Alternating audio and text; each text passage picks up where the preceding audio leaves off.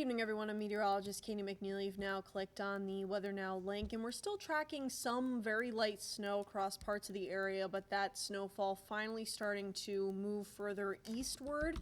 So with that, we will be much drier across much of the area now as we head towards the overnight hours, but still further east, we are tracking some light snowfall, so mainly out towards Bristol County, Massachusetts, and towards Cape Cod, where we've seen some of the highest snowfall totals thus far, with some heavier bands of snow having moved through that area a little bit later than areas pointing further west.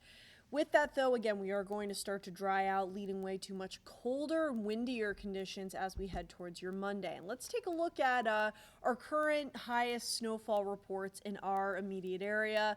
One of the highest snowfall readings we're getting is from New Bedford at around 3 inches, and from there we've seen a lot of reports of around 2 to 3 inches, kind of the range that we've stuck within. Other spots got a little bit less, around 1 inch to 1.5 inches. So again, as we've been saying the past couple days, not really a major storm by any means, but just enough to leave a nice layer of white on the ground there. Roads, though, now have been fine. With that, though, not really concerned too much about black ice due to the fact that we're going to be seeing winds increasing throughout the night. So that should dry the roads out pretty quickly by the time we head towards daybreak tomorrow morning.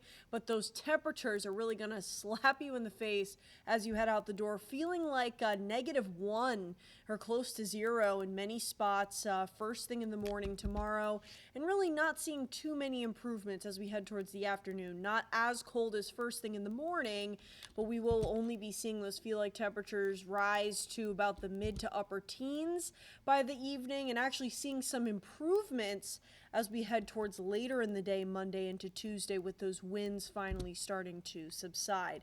With that, let's take a close look at those wind gusts as we continue on throughout the day on Monday.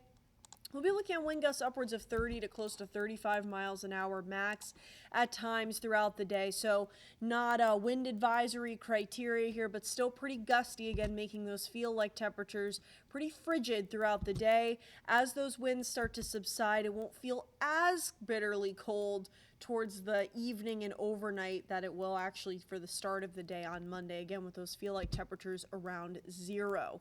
So with that, in the meantime tonight, any lingering snow showers we're seeing will taper off as we head towards midnight, with overnight lows then crashing close to 10 degrees with those feel like temperatures closer to 0 as we head towards daybreak. So a frigid start with those winds really picking up throughout the morning hours and early afternoon. We will start to see the winds then die down towards the evening, but again, those highs are only going to be in the mid-20s, so a very cold day across the board.